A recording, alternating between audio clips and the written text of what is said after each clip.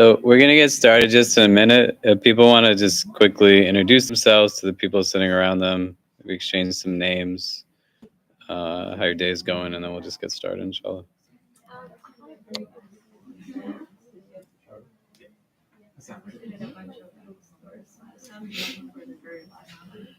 Oh, are you doing the Brooklyn bookstore crawl thing? Yeah. Oh yeah, I saw that on Instagram. I didn't get a chance to do it. Yeah, there's like a Brooklyn independent bookstore crawl. There's 25 bookstores on it, and you collect stamps. And at the end, you visit at least 5. I did like 8. Oh wow. Because it's so extra. But yeah, it was really cute because then some people from the IC saw that I was doing it and they were like, oh, let me just join. So Shauna came. How much is the coupon? 25% at any of the 25 stores. Okay, that's a good thing. I know, right? Which ones did you go to? I went to 15, so I don't know. So which was your favorite? My favorite, I think it's the last one we visited. It's called Lofty Pigeon Books. It's like New Brooklyn, but it's south of Prospect Park. They had like Know Your Rights pamphlets in different languages. They had a selection of like, how to do the fashion basically. Like a full selection. It was like for this time, which is like historical and present accounts. They even had like a tiny Bengali selection, which we got Bengali. So she was like, oh, I've never seen a Bengali selection in a bookstore. And that was to me, but she was like, my friends a lot. Yeah, they had speakers that said bridge. We passed by 4 messages. We passed by 4. Yeah, this is like down by like Kensington. There were so many. We went to a very cute one. You saw the same thing before we went. Yeah, the women's section was really nice and clean. They had like a corner. Okay, should we get started? Bismillah, Bismillah, walhamdulillah, wassalatu wassalam ala rasulillah, wa ala alihi wa sahbihi wa barak wa sallam. Assalamu alaikum wa rahmatullah. So last week we started looking at hadith number 16 of the 40 hadith of Imam Nawawi, rahmallah. This hadith is a very concise hadith, and very purposefully so. The companion comes and asks the Prophet ﷺ, Awsini, that give me advice. But in variant readings of this hadith, the companion asks for something that he can take with him that's easy to memorize or easy to act on. And so the Prophet just says, La taghdab, do not get angry. It's a very kind of profound, deep statement, but just 2 words. So it's easy to memorize. Last week, when we started to look at this hadith, we didn't look at the narrator, Abu Hurairah radiallahu an, because he's appeared in previous hadith that we've looked at in this collection. We didn't want to just rehash, so you could listen to some of the previous recordings on that. And before we got into the crux of the hadith that talked about do not get angry, we focused a lot on the part around the companion actually coming and asking for advice and what that means for us in terms of who do we turn to for advice, who can we take advice from, mentorship.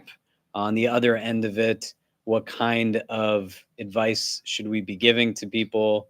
What are arenas and areas that we can actually take advice on, and why this is something that's a critical part of our tradition. And so we wanted today get more so into the part that talks about anger in particular. Look at some parts of the Quran that speak about anger, look at some hadith that talk about anger, look at different types of anger. What is like a justifiable anger? What is an anger that is blameworthy?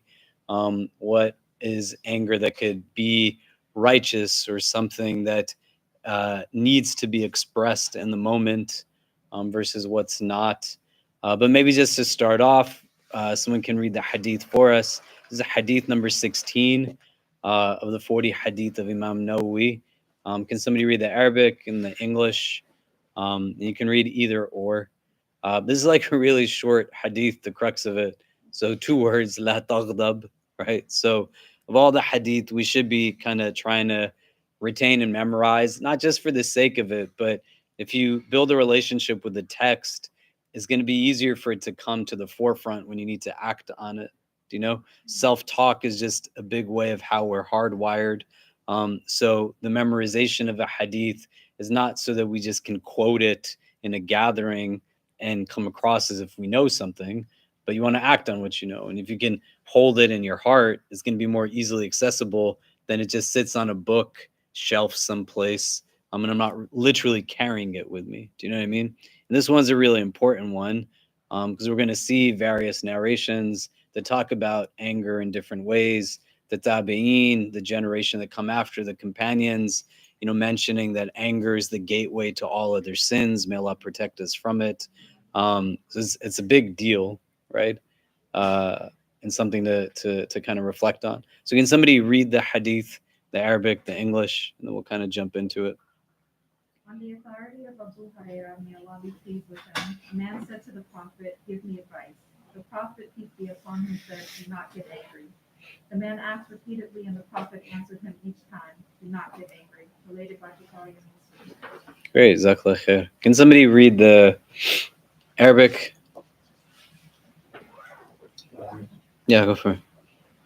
عن أبي هريرة رضي الله عنه أن رجلا قال للنبي صلى الله عليه وسلم أوصني قال لا تغضب فردد مرارا قال لا تغضب. Yeah, go ahead. That was it. Is it more? No. Yeah.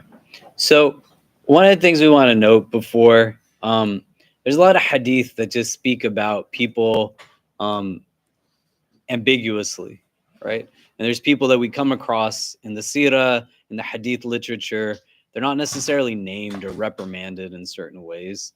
The archers on the mount at Uhud, when they go for the spoils of war, we don't have hadith where the Prophet is yelling at them the next day. Do you know what I mean? Here, this man is coming with a question, Al-Sini, like, give me advice or counsel. The Prophet tells him, La taghdab.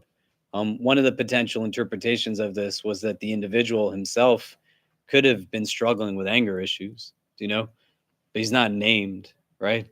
And recognizing kind of some of the inherent wisdoms in that before we go into the hadith itself and the particulars around anger and overcoming anger. And we talked about this as the section in the text that Imam Nawawi rahmallah is talking about ethics and character. And even in Al-Sini, that there is like an ethic of humility, that I'm seeking advice, I have an opportunity of learning, and that there's different things we can extrapolate from this. So, la taghdab, do not get angry. The wording in and of itself is something that has an imperative in the structure, but it also denotes an aspect of control, right? La taghdab, don't get angry. Like if I said, don't sit there, it means you have the capacity to not sit there. You see? If I say, don't stand there, it means you have the capacity to not stand there. Ramadan, you don't eat during the day and you don't drink during the day, right? It's not that you don't have the ability to eat or drink, but you are fundamentally choosing not to eat or drink. Consciously, you are foregoing on a capacity that you have, and you are saying, I'm exercising self-control over this action that I am choosing when to eat and not eat, yielding to what Allah and His Messenger have told me to do in the course of Ramadan, right? Those of you who are fasting in Ramadan, you didn't take a break in the middle of the day and say, I'm just going to eat a sandwich right now. Do you know? Like you did not eat, but you have the ability to. Does that make sense? La taghdab is giving us an indication that just like you have the ability to choose not to eat or not to drink, and that's not an unnatural mode of engagement, you also have some capacity to choose not to get angry, to not to get riled up or overwhelmed. You're not a robot. It's not a button you push that says, now I'm calm, now I'm angry. But the Sharia is heavily based on this idea that the natural mode of existence is what the Sharia calls us to, right? The fitra as a primordial state that's not telling us to do something that is unnatural. If anything, it's haram to make something go against its unnatural way of being. Do you know, this is why, for example, like when you're eating food, the ethics of consumption is important. You know, Kentucky Fried Chicken at one point was only called KFC. Legally, it couldn't be called chicken anymore because they pumped the animals with so many hormones and steroids from an unnatural state. It wasn't considered to be a chicken any longer. You understand? Right? And I used to own a butchery down the street. We started businesses as social impact ventures to create revenue streams to help people in need. Because 12 years ago, weren't raising as much money as, alhamdulillah, we have the ability to raise right now. So I had to figure out like unique ways to generate revenue to help people who are hungry or food insecure or survivors of abuse. Allah make it easy for all of them, and those also whose states were not being mentioned. But when we were doing research, and there was no halal meat store in Manhattan at that time. So like, oh, let's open a halal meat store. And then we went and saw what kind of things were going on in the conventional and halal industries, unhygienic, unethical kind of treatments of things, right? It's not okay to make an animal go against its natural way of existence. Do you know? And it's not okay to have a human go against its natural way of existence. Whatever the Sharia is calling to you is wired into how Allah has built us. Do you see what I mean? And where there's exemptions made with causation. So a person does not fast if they have a chronic ailment.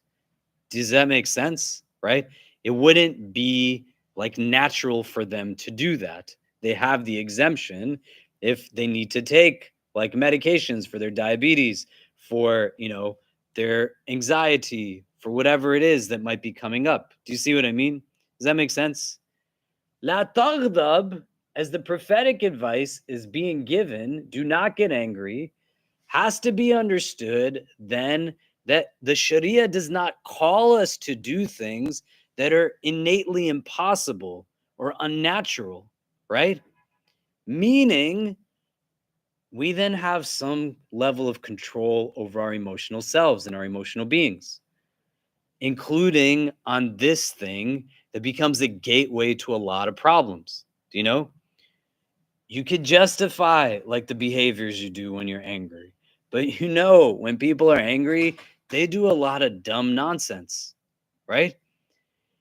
They fight, yell, hurt emotionally, verbally, physically, spiritually. May Allah protect us from this. So when the Prophet is saying, La taghdab, do not get angry, the same way I could say, don't sit there, right? Don't wear blue socks. Do you know what I mean? Right? Don't like break your fast at Maghrib. You have a choice in some of these matters fundamentally. You know, just like the opposite is possible. Like stand up means you have the ability to stand. Do you know? Does that make sense? So this construct, la taghdab, is giving us an opportunity to reflect on, is it actually possible for me to control my emotions or not? Do I have the ability to naturally control my emotional state? And if something is getting in the way, what is the thing that's getting in the way that is making it hard for me to be in control of my emotional state? That doesn't mean that I am the one that put those things inside of me. And this is why we want to look at these 16 hadith in kind of tandem and not isolated reductively. So what does it mean when the Prophet says, "Ala wa inna fil jasadi mudghatan idha salahat salaha al-jasadu kullu wa idha fasadat fasada al-jasadu kullu ala wa hiya al-qalb," the hadith that we looked at before, that indeed in your jasad, in your being, there's a morsel of flesh. If it is good, the entire being is good. If it's not good, the entire being is not good. It's your heart, right? And you're putting haram into your heart, or people are putting haram into your heart, pain into your heart, agony into your heart, stress into your heart. May Allah grant us healing.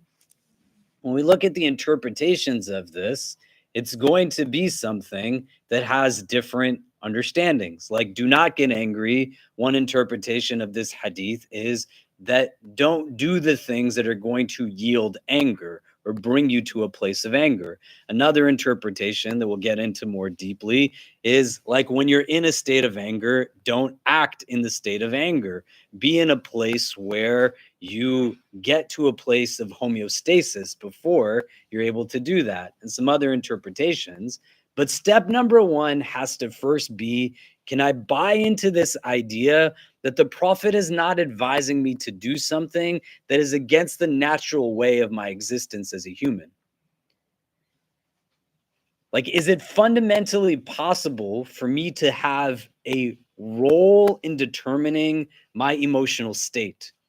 Not the way a robot can push on and off. Now you're turned on, now you're off. The live stream is on, the live stream is off. The phone is on, the phone is off. It doesn't work that way. Don't think about it in that way, but kind of a domino effect that enables me to get to a place where I can reclaim my emotional capacity or work towards it, because that's where the ajr is in the struggle and in the journey, not the reaching of the destination. As well as having the wherewithal to say, hey, when I'm around these people, that's when I tend to be emotionally at my worst. When I'm in these settings, that's where I tend to be emotionally most fragile. When I haven't slept this much, when I haven't eaten this much, or when I've eaten too much of this or drank too much of that, that's when I'm more prone to the manifestation of these things. So don't think about it as I'm riled up and then I can't control it. Because in a few minutes, after we talk about this as a basic framework, we're going to talk about some instances that we find in the Hadith, in the Seerah, where the companions, radiallahu anhum ajma'in, they were angry, right? And some of them were even angry because of decisions the Prophet made. Aisha radiallahu ta'ala anha, she goes through Hadith al-Ifk, like the slander, and she's at a place where the Prophet, her mother, her father are all telling her one thing, and she's saying, I'm going to say to you what Yaqub alayhi salam said when, in reference to like his sons, like throwing his other son, Yusuf alayhi salam, into the well, right? That I'm going to have a beautiful patience, and I put my trust in Allah. Allah is the best disposer of my affairs, right? That Allah is the one who is going to assist me through this, right? Hasbunallahu wa ni'mal wakil, Allahu musta'an, right? This is what he's saying, do you know? And that's what Aisha radiallahu ta'ala anha says to like the Prophet and her mother and father when she's gone through over a month's like separation from the Prophet because of slander that's taking place against her. Do you know what I mean? We'll talk about that in a bit, but you got to first think about this in terms of its foundations. Do I actually believe that I play a role in the control as well as the manifestation of my emotions? And if yes, like how? How do I start to gain an understanding of what puts me on the roadway to the reclaiming of that? Do you get what I mean? Does that make sense? So let's take a minute because more people have trickled in. Let's turn to the persons next to us, exchange some names. What do you think of this idea? Can the control of anger be something that I actually have capacity to do, right? Do I play a role in the control of my emotional state? And if yes, how do I begin to start to do that? Or no, it's actually like impossible. And this is an unnatural thing that we're being asked to do in this hadith. La taghdab. It's not something that one can actually have the capacity to control. Let's talk about it for a few minutes and then we'll come back and discuss. Go ahead.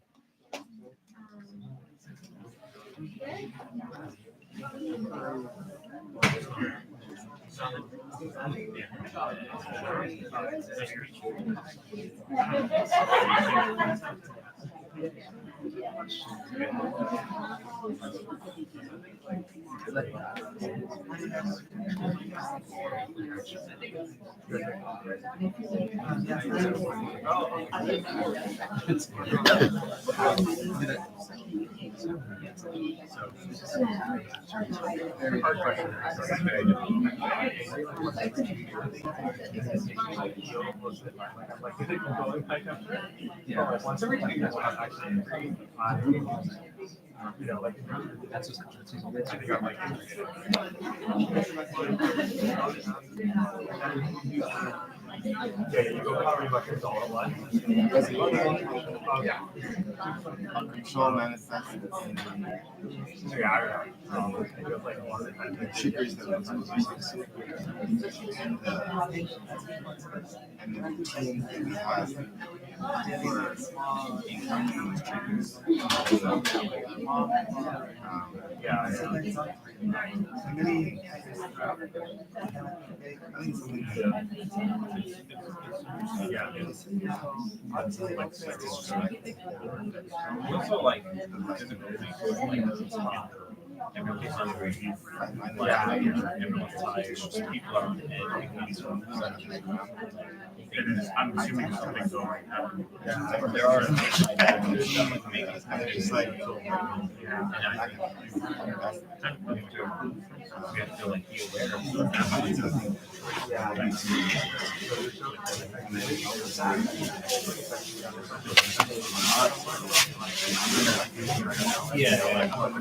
Like I'll recognize myself. But like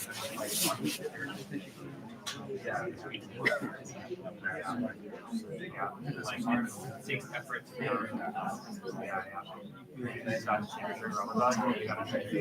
yeah, but it's also it's harder, but also like you're always like okay, so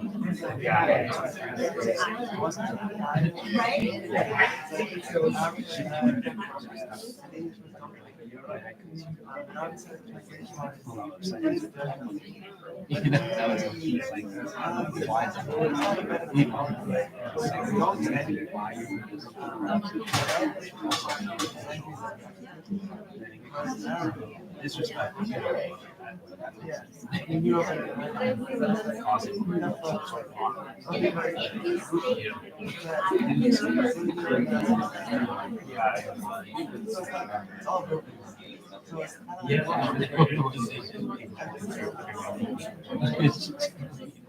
I wonder It's not very common. being able to You can say about someone to not be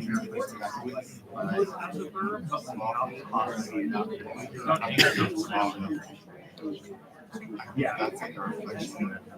It sounds spiritual. Yeah.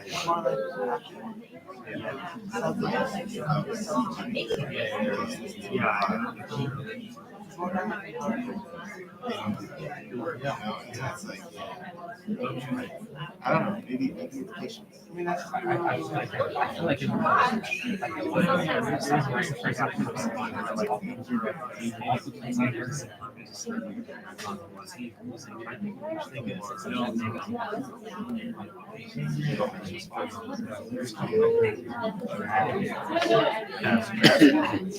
Okay, so what do we think? Like this idea of me being able to actually play a role in my emotional state. You know, la taghdab, the Prophet is being asked for advice, and he's saying, don't do this. The way I could say to you, like, don't sit on the ground. It means you have the capacity to either sit or stand. I'm saying, don't do something, right? Like, you know, don't stand up, just sit forever.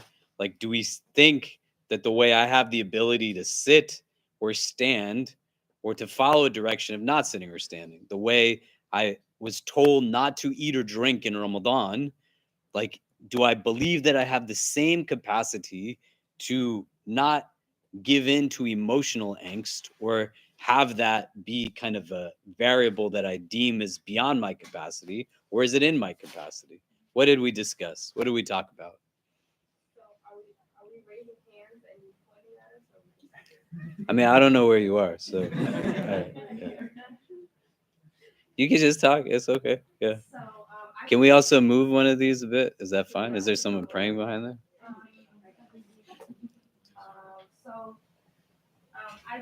I do believe that we all have the capacity to hold our anger.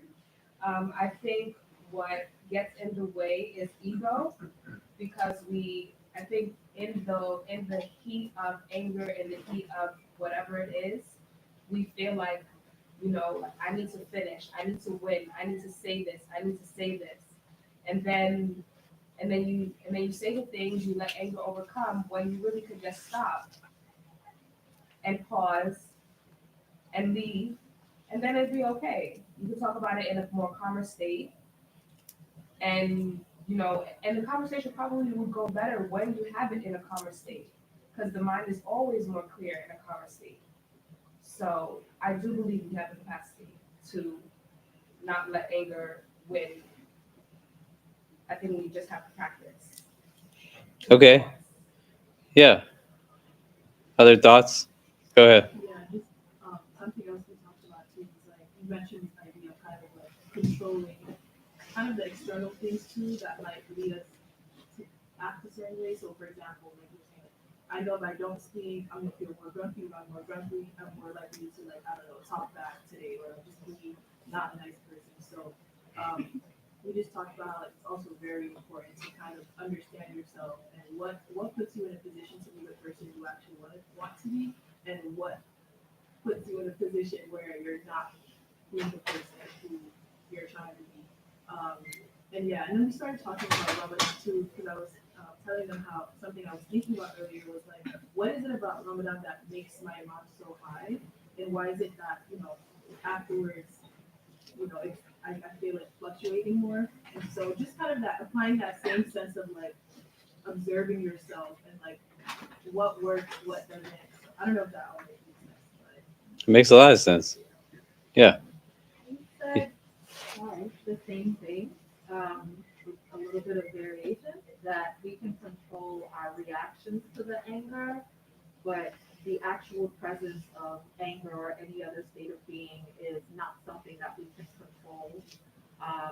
That it's just something that we're going to have emotions in this human experience, but how we react to those emotions is what is in our capacity to manage and regulate. Yeah, great. And this is a good segue into something I wanted to kind of talk. Any other thoughts on this? Yeah. Yeah, so we talked about a few things. So one thing we talked about is like there are some things out of your control that can anger you, like your train is delayed or you're hungry and you haven't had food on time. But then we also talked about how there's different types of anger, kind of like the small frustrations throughout a day, or like an explosion at the end of the year on a conflict that's been building up, and how like the cliche statement like watch your thoughts because they become words, watch your words because they become actions, and watch your actions because they become character. And another thing we talked about, which is kind of like a gap in translation between English and Arabic. So in English, get is the verb and angry is the adjective, whereas in Arabic, la taghdab, the whole thing is a verb. So it's kind of like if you really want to read into it, it could kind of just be like there's more sense of like agency and self-control. Like, hey, you are getting angry. It's not like passive. It's like self-induced or self-restrained, like that type of stuff. Great. So let's look at this chapter of the Quran, Surah, the third chapter, Surah Al Imran, from its 133rd verse and 134. So 3, 133, 134.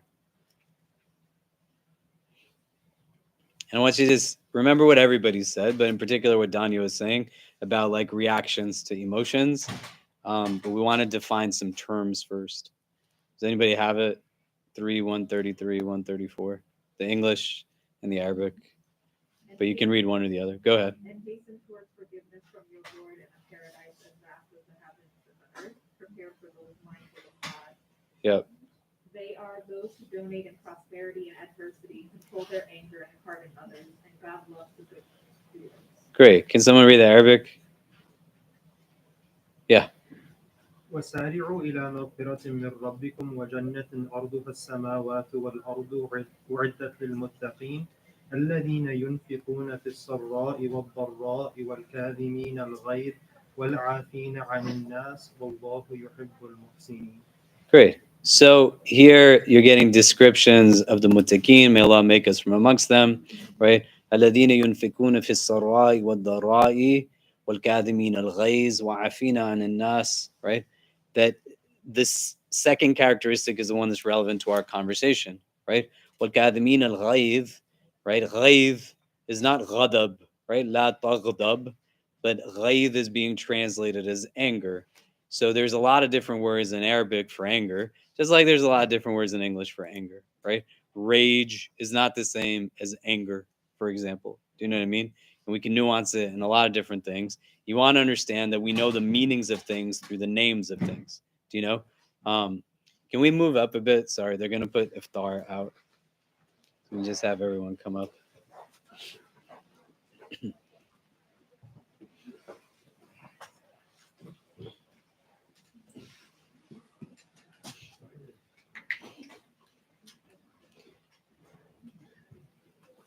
So when it says وَالْكَاظِمِينَ الْغَيْظِ, it's literally talking about like swallowing your anger. Do you know? The anger is coming up and you're just like swallowing it, putting it down. Ghayz is different from ghadab in some different ways. One of the most kind of apparent ways that ghayz is different from ghadab is that ghayz doesn't manifest itself the way ghadab is manifest. Once the ghayz comes out of you, then it's ghadab. Does that make sense so far? Yeah.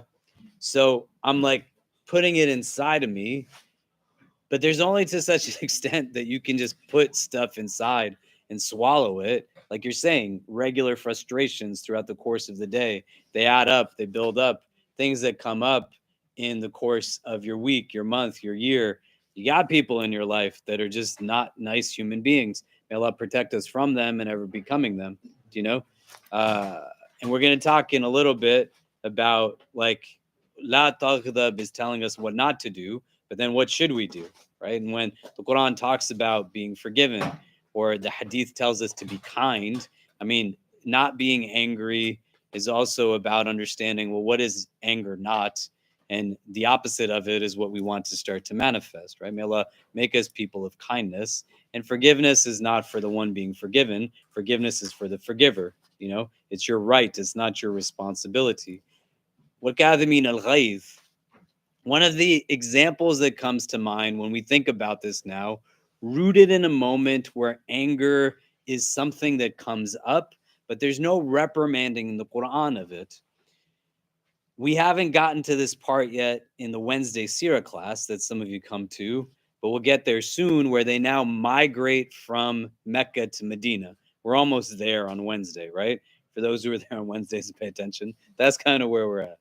So they've gone through 13 years of persecution in Mecca, but many of them have lived their entire lives in Mecca, right? They love Mecca. That's their homeland, you know, and they're giving it all up for this migration to Medina. One of the things that happens as they establish themselves in Medina is they get all their stuff and they go to Mecca to perform Hajj.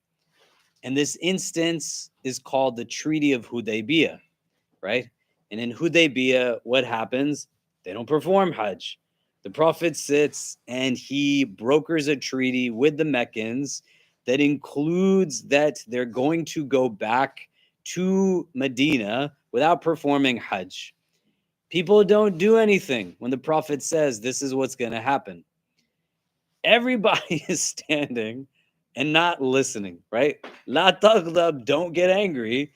Prophet's telling you not to do something.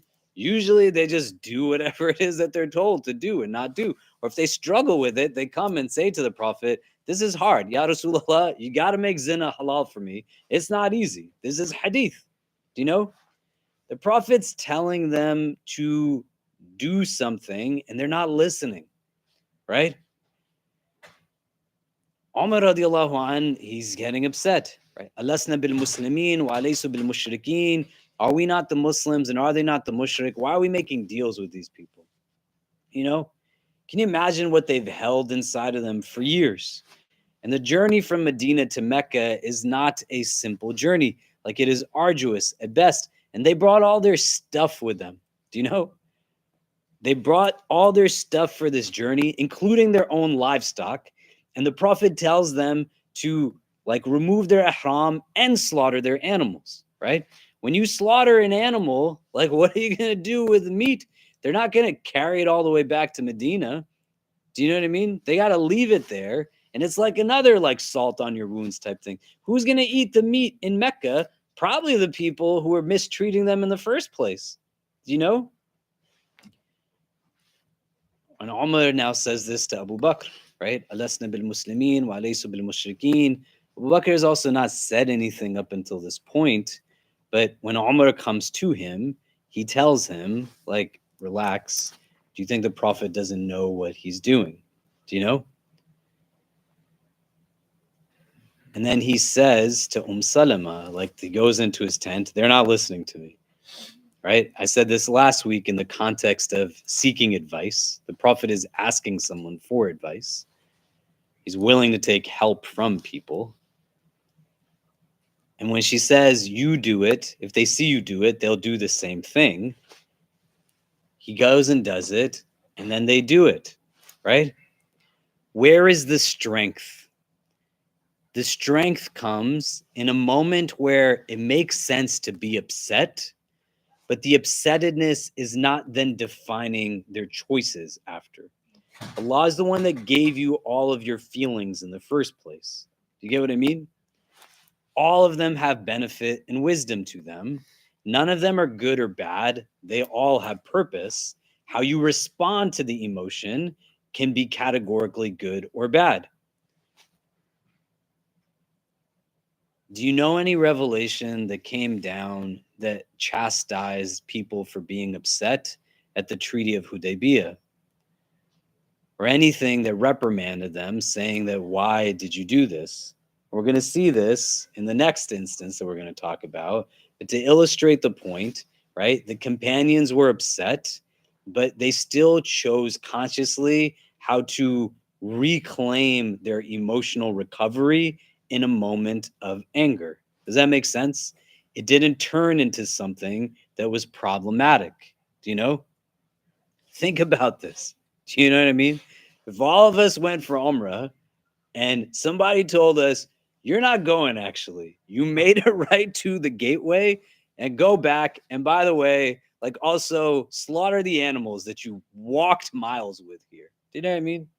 If we took 200 people for Umrah and somebody told us we're not going to do, we didn't even have people, man. We had to wait 4 hours extra to get keys to hotel rooms. And people they were about to start a rebellion in the hotel. Like, why are you keeping me waiting for my room? Do you know? And every little bit of it was like throwing all kinds of agitation. Like, I need to be here right now. Why are they not giving it to? Well, because there's other human beings in the hotel room right now. Like, you can go and knock on it, but then you're going to walk in on somebody else that's there. And the way the hotels function in Saudi Arabia, you could just go and tell them you live in any room and they'll give you a key to it. I don't know why they do that, but they don't really ask for any ideas or anything, right? But likely when the stress is so heavy, people are holding it. والكاظمين الغيظ, like swallowing the anger is not like an call to an unhealthy mode of festering. Do you know? At Uhud, when we lose, and then people come back at Fath al-Makkah, like years later, there's hadith where people come in and they say, La Quraysh ba'da al-yawm. There's going to be no Quraysh after today, because they've let it sit in an unhealthy way. The Prophet's response, this house is forgiven. That house is forgiven. That house is forgiven. He experienced Uhud too. It's his uncle who was mutilated on the battlefield. He's the one that had to put the sheet over Musab ibn Umair. His blessed face is the one that is pierced and blood is dripping, and he catches it. And when they ask, why are you catching this blood? He says those people, the one who hurt him, would not be able to handle what would happen to them if this blood hit that earth, right? Allahumma gfirli qawmi fa innahum la ya'lamun. Right? The Prophet isn't telling you to do something he doesn't do himself. He controls himself in the moment of anger.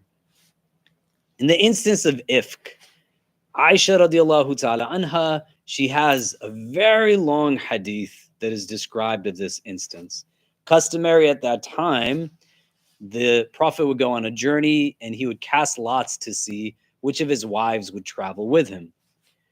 And so, not to go into so much detail, it's a very long hadith. You should read it. Just look up Hadith al-Ifk right? The hadith of the slander, and read it in its entirety. There's one part that I want us to focus on in this hadith that I'm going to read to you just so everybody doesn't have to open it up.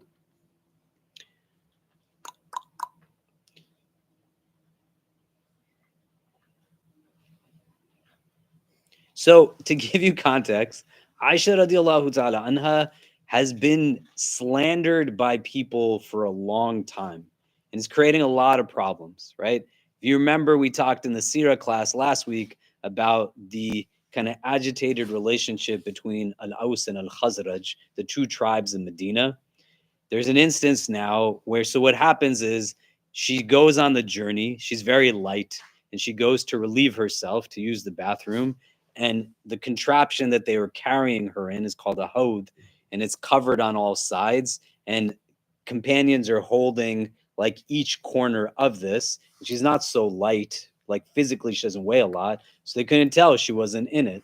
One of the other things that the Prophet would do when they were on a caravan or journey, he designates someone to walk at the rear to come with people so that anyone who lost their way wouldn't be alone, right? It's why, like, when we go on hikes, or if you've gone on Umrah with me, we station people at the back, and we are making sure that someone is there to, like, because it's really terrible if you get lost and you're on your own and you think you have to climb a mountain by yourself. Do you know what I mean? Right?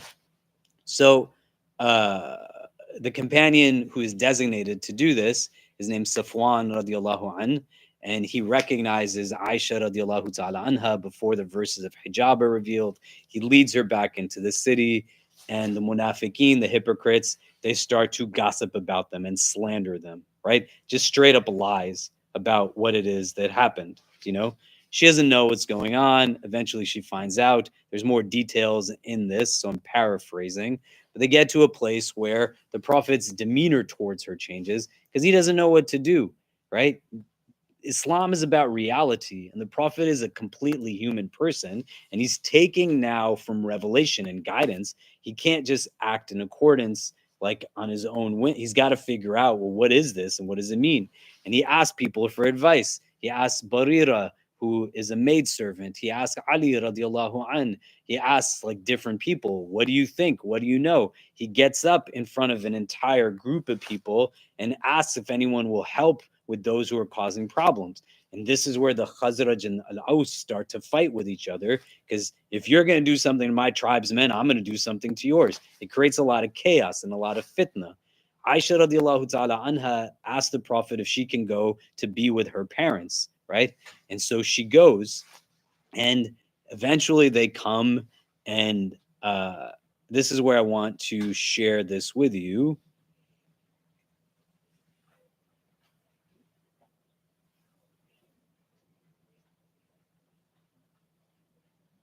So on the day that Al-Aus and Al-Khazraj were fighting, right?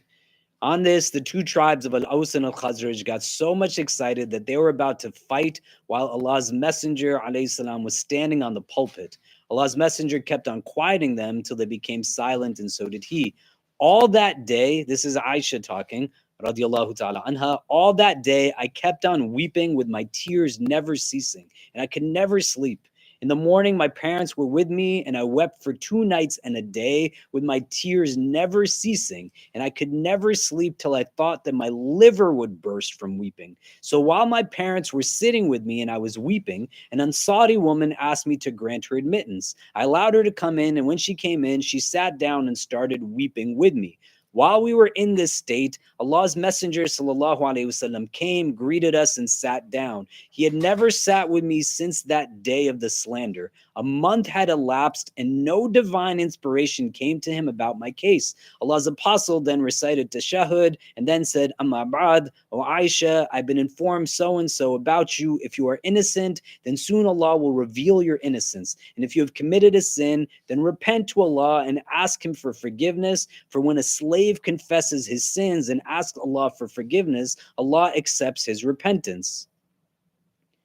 When Allah's Messenger finished his speech, my tears ceased flowing completely, that I no longer felt a single drop of tear flowing. I said to my father, reply to Allah's messenger, alayhi salam, on my behalf concerning what he has said. My father said, by Allah, I do not know what to say to Allah's messenger. Then I said to my mother, reply to Allah's messenger on my behalf concerning what he had said. She said, by Allah, I do not know what to say to Allah's messenger. In spite of the fact that I was a young girl and had little knowledge of Quran, I said, by Allah, no doubt I know that you heard this slanderous speech, so that it has been planted in your hearts and minds, and you have taken it as a truth. Now, if I tell you that I'm innocent, you will not believe me, and if I confess to you about it, and Allah knows that I'm innocent, you will surely believe me. By Allah, I find no similitude for me and you except that of Joseph's father when he said, for me, patience is the most fitting against that which you assert. It is Allah alone whose help can be sought. Then I turned to the other side and lay on my bed. And Allah knew then that I was innocent and hoped that hope that Allah would reveal my innocence. But by Allah, I never thought that Allah would reveal about my case divine inspiration that would be recited forever, as I considered myself too unworthy to be talked of by Allah with something of my concern. I want you to think about this imagery, right? Have you ever been so sad and alone you've cried for days? And then the people who are involved in that come in front of you and the tears stop, and you are going to now state your case, right?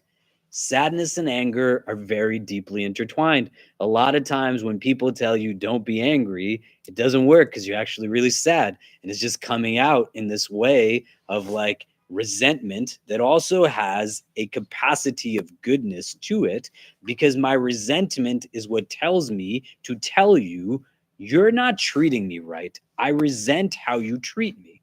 Do you see? It can also be toxic if it's just overutilized. If you picture in your head, right? Aisha radiallahu ta'ala anha, she's crying. Another lady comes and cries with her. She's in this place. She's being challenged again on who she is. And the part that I want you to think about in your head, then I turn to the other side and lay on my bed, right? Meaning she said her piece. She's on her bed. They're facing her. She turned her back towards them. Does that make sense? This is her mother and her father and the messenger of God, right? 3 people in the world who the Quran is telling you, out of everybody, you're going to show a certain respect and deference to. But she's upset. And she's right to be upset. And the verses that come down do not admonish her because of what she did in her upsetness, but the verses of Surah Nur that come down exonerate her from her blame, which is something that's important to understand. Regardless of what the world says, our text shows us Allah stands to protect the dignity of a woman, even when nobody else stands with her. You do not want to be the person who deems it permissible to slander like the good character of any woman. Whether you are a man or a woman, it's not okay. But there's not a sense that she's being told you went too far because you were upset. Sometimes anger is the most sensible reaction. Do you get what I mean? The tears stop flowing because she's in this place now, the manifestation of it. And then she said, I said what I needed to say. Conversation's over. She turns around and lays on the other side, facing against them. You don't see the Prophet or anybody else say, like, you're being stubborn, stop being a child, this and that. And we can play other roles too. Do you see? And if you can't handle somebody's anger with you, that doesn't mean that it's wrong for them to be angry with you. And you got to understand this, because sometimes anger is the most sensible response. And what you do with the anger afterwards is what's going to be important. She did not give in. Until this day, we read verses of the Quran that speak about her innocence. Do you see? Nobody can take that away from you. Do you see what I mean? This is not what la taghdab is referring to.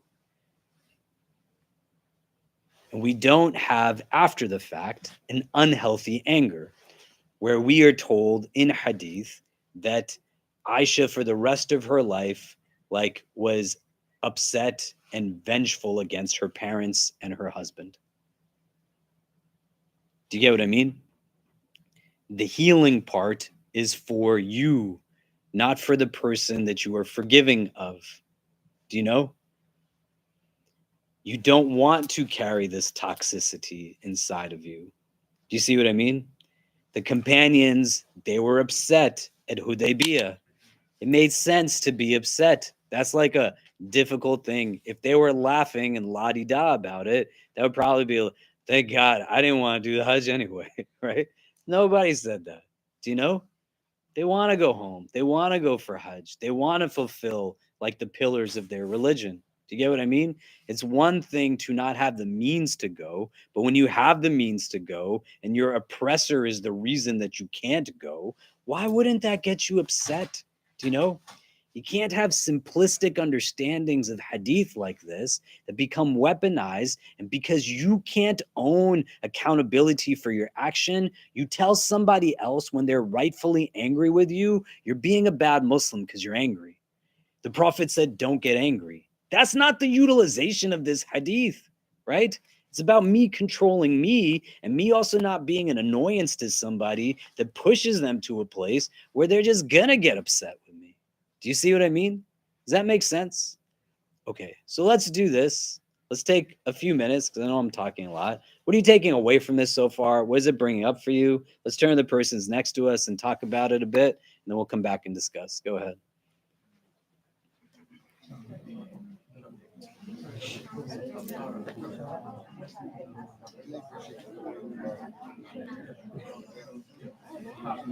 Yeah.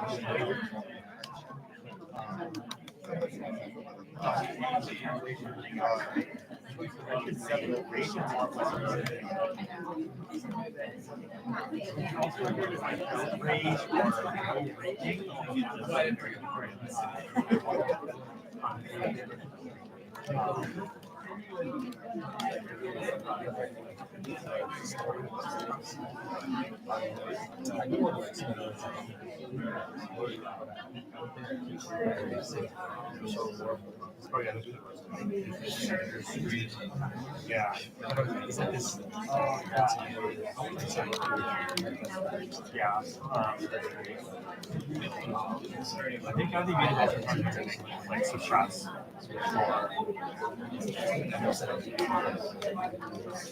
it's just like yeah.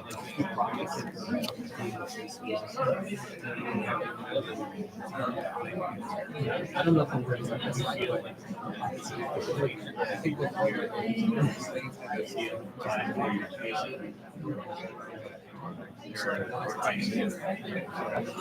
Yeah, I think so. Could eventually come over. I don't know. I feel like there's some things that I'll be like very annoyed about and I'll say anything and I'll just like get over it or something. But some things won't eventually. But I don't know, sometimes things are really caught me off guard. There's really one or two things that happen where like it just kind of like out of nowhere and I'm like really angry.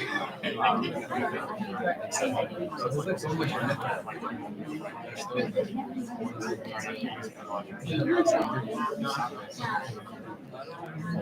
it's also I don't know.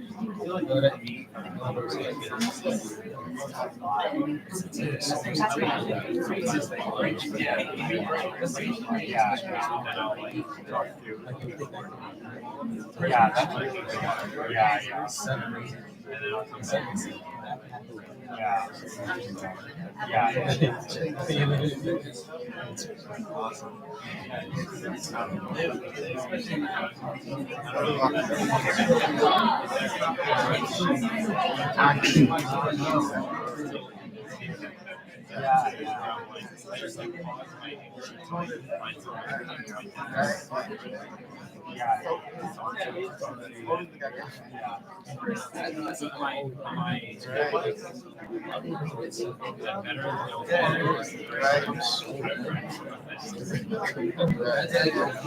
don't know. I symbolize a lot of this issue sort of like a careful sort of like side valve or kind of like, I don't know. I was actually someone where I was like, I feel like I was side kind of, they were like, no, like, seems like you're fine. And I was like, I don't know, like, I completely agree about stuff, but like, you know, I don't see anything. They're like,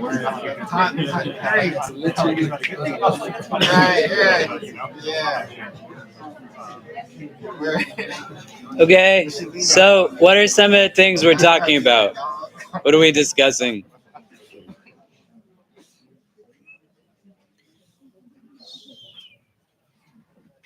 What do we mention? We talked about the importance of honoring the pause. So honoring the pause of that moment we recognize that we are angry and reacting instead of reacting in the moment, trying to regulate ourselves. But that at times it's hard to make a decision whether we regulate and just honor the pause or react in the moment because sometimes when you hold it in too long, it builds the fire more. So trying to find balance between those two things. Okay. Other thoughts? What do we discuss? I think anger is about because like you can have anger, but I think it's about energy. That's one thing. You can have that, but you never can do something more constructive. But like help you out, and you're not in that state anymore. And actually, when you have all the adrenaline in your body, and you're focused on doing something more constructive, it gives that goosebumps. Other thoughts? Yeah. I would also say that, you know, there could be situations where anger isn't your primary emotion. I think like what you were alluding to before we're all kind of, you know, discussing amongst ourselves and, you know, trying to, I think after the situation has occurred or even during it, you know, just trying to understand the root cause of your anger and if there are actual like secondary emotions that are deeply layered within it. Okay. What else? Yeah. This is not related to the anger abuse story, what was said, which I thought was very moving, was when I told him last month I was crying for 2 days and 2 nights. This woman came and cried with her, and I thought that was really moving. At a moment where she feels completely abandoned, there's this unnamed woman who just decides to share the emotions with her and makes that very solitary moment just somewhat not solitary. And perhaps that helps her share her truth and in time to share her truth. Yeah. So Being sad is so hard, right? Being sad alone is that much harder. Do you know what I mean? And this is one of Shaitan's tactics. It's like a straight principle in our battle with Iblis. May Allah protect us from him. He's going to get you alone. Like he wants you to just try to do it all alone, all by yourself, isolated, alone. Nobody gets me. Nobody can understand me. Nobody knows what it's like to be me. Nobody knows what I'm going through. There's no person I can go to. There's no place I can go. Do you know what I mean? Right? You know, it's hard. Like life can be tough. Just let people be there for you and then like go and be with somebody, you know? You don't have to be solution oriented. Sometimes you just validate the feeling, right? And you let people express and you hold some of what it is that they're holding. Do you know what I mean? What else? Other thoughts? Yeah. Would you say with the two use cases, you're essentially expressing when is the right time or right situation to swallow your anger as opposed to expressing righteous anger? Like with regards to the Sahaba trying to go into Makkah and perform Umrah, that was a situation where they're swallowing their anger to prevent any No, they were angry. They expressed anger. Omar was angry, right? People were angry, you know. Like if you were angry with me and I was like, let's put the chairs back, and you didn't move the chairs, well, what's up, guys? It's like, why aren't you moving the chair? Because we're mad at you. Like, we're not gonna do what you were telling us to do, right? They are expressing the anger. I'm saying is like it made sense to be angry at that time, and nobody came back and reprimanded them after the fact. Do you know what I mean? Does that make sense? Yeah. Right? So, and it's the same thing with Aisha Isabel Hall, where in that expression she did express her anger and defended herself, which in that way was righteous. There wasn't anything wrong with that. Well, if we were to start defining things, right, I would say blameworthy anger is different from righteous anger, which is different from justifiable anger. Do you know what I mean? Right? And there are three different types of anger. Do you get what I mean? Right? And they have their own like kind of consequences that you have to deal with. But a justifiable anger and righteous anger can be two very different realities. Do you know? Well, like righteous anger is going to be in the face of inequity, oppression, and justice can get you up. All of these should be like for the sake of the divine, right? But they can have multiplicity to intentions, do you know?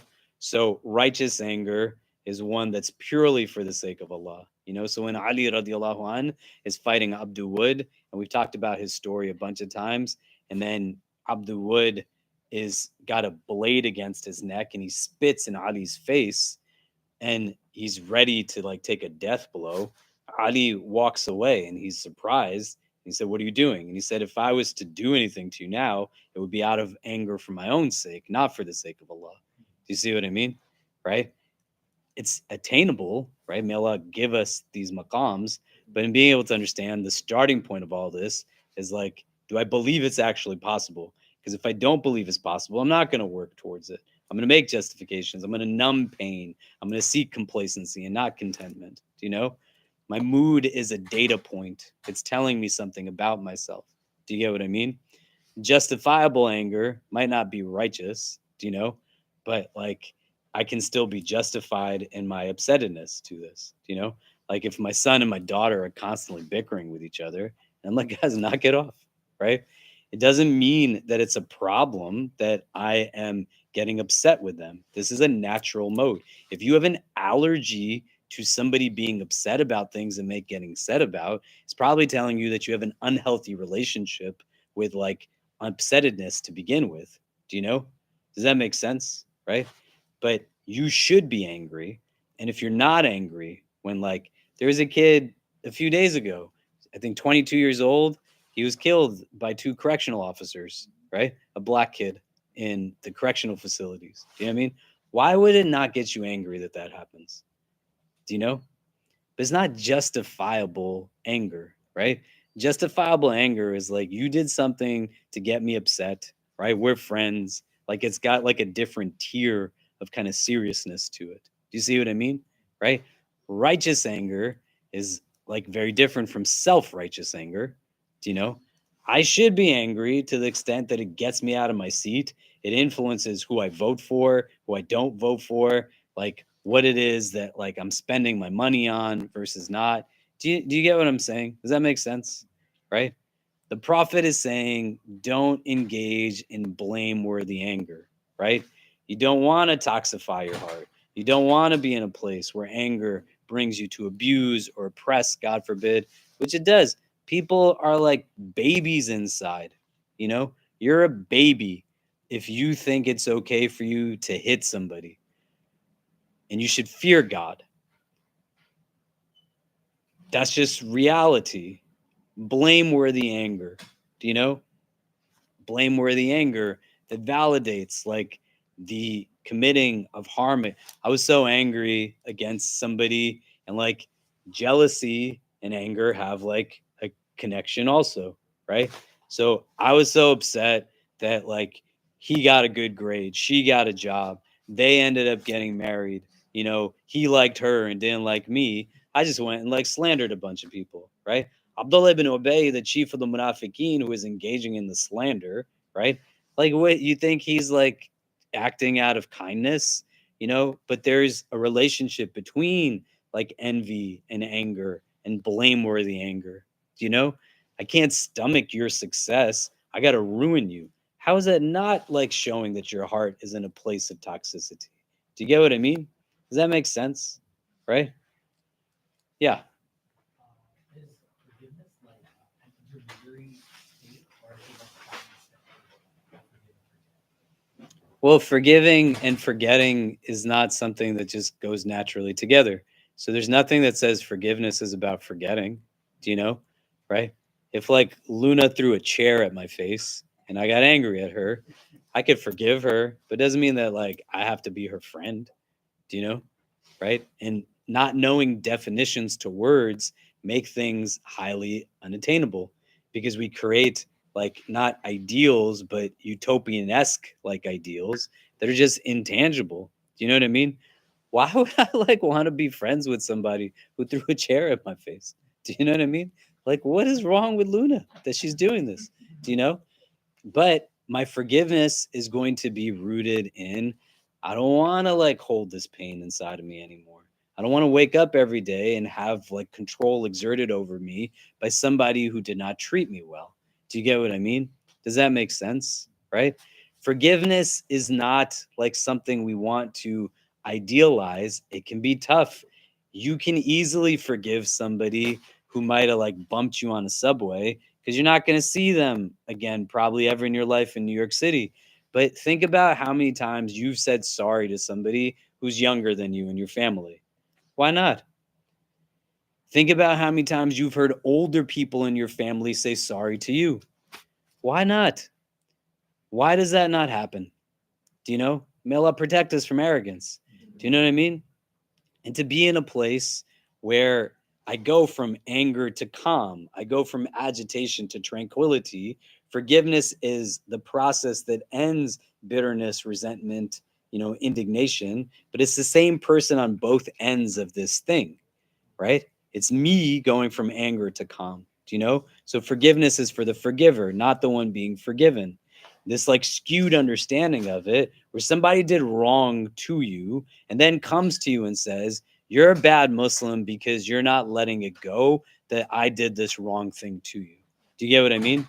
It doesn't work that way, right? And at this juncture, just think about the things you know the meanings of innately. All of us know what a cell phone is, right? All of us know what a live stream is. All of us know what a Zoom is. All of us know what a laptop is. If I asked all of you to write down the definition of the word forgiveness, I'd probably get a different answer from every one of you. How are we at this age in our lives and we don't know what the word even means? Do you get what I mean? Right? And I'm going to tell you part of the trick that Shaitan creates.